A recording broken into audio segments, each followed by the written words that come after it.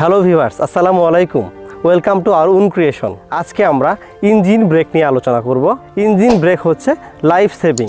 আমার ভিডিওটি ভালো লাগলে আমার চ্যানেলটি সাবস্ক্রাইব করে বেল বাটনটি অন করে রাখুন।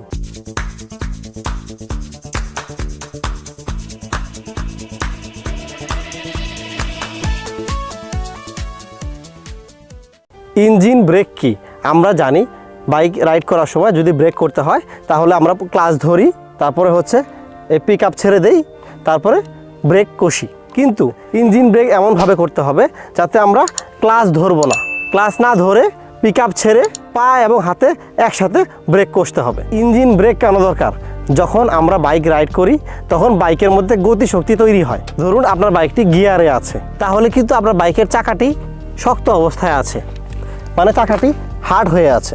যদি আমি ক্লাচ টানি তাহলে দেখুন চাকাটি ঘোরানো সহজ হয়ে গিয়েছে। যখন আমরা 50 থেকে 60 কিলোমিটার গতিবেগে বাইক রাইড করছি, হঠাৎ করে আপনার ব্রেক চাপার দরকার হলো, তখন যদি ক্লাচ ধরে পিক আপ ছেড়ে দিয়ে দুইটি ব্রেক কষে বসেন তাহলে বাইকটি মনে হবে আরও গতি বেড়ে যাচ্ছে। কারণ কি?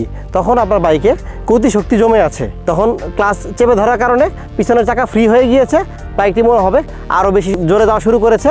বাইকটির গতি কমে আসতে ইঞ্জিন ব্রেক করার চেয়ে দ্বিগুণ সময় লাগবে। আর যদি আপনি বাইকটি 50 থেকে 60 কিলোমিটার বা তার উপরে গতিবেগ থাকা অবস্থায় যদি ব্রেক করতে হয়, ক্লাচ যদি না চেপে ধরেন, শুধু যদি পিক আপ ছেড়ে দিয়ে পা এবং হাতের ব্রেক একসাথে কষে বসেন, তখন আপনার বাইকটির স্পিড খুব দ্রুত কমে যাবে।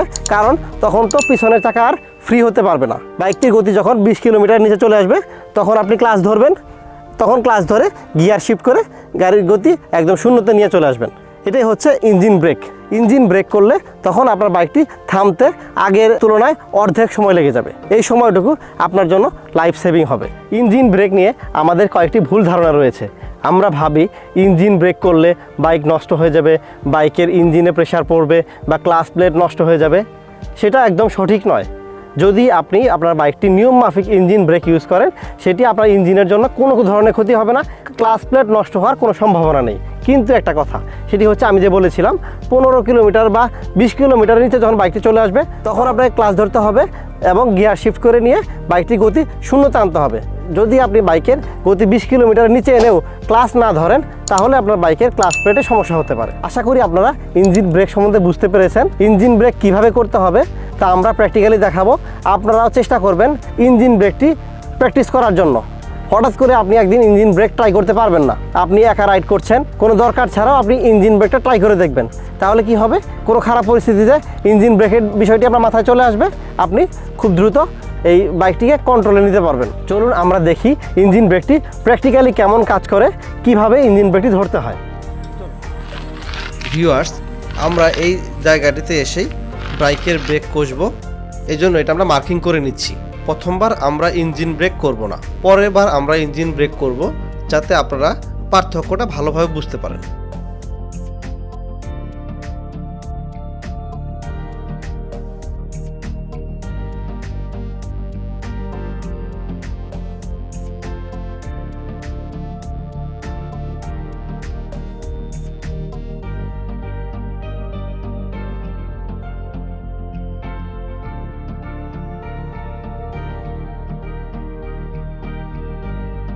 ভিউয়ার্স, এখন আমরা ইঞ্জিন ব্রেক ছাড়া ক্লাচ টেনে ব্রেক করার চেষ্টা করব।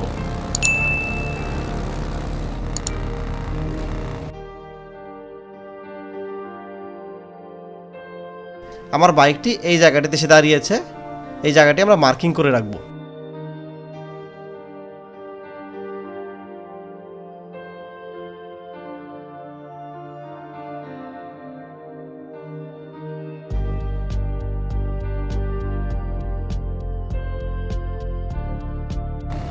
এবার আমরা ইঞ্জিন ব্রেক ট্রাই করব।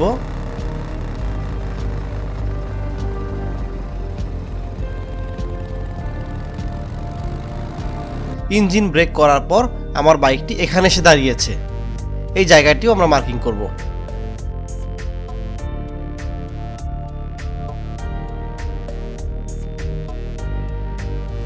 ভিউয়ার্স, প্রথমবার আমি ইঞ্জিন ব্রেক না করে নর্মাল ব্রেক করার পর আমার বাইকটি এখানে এসে দাঁড়ায়, এখানে আমরা মার্ক করে রেখেছিলাম।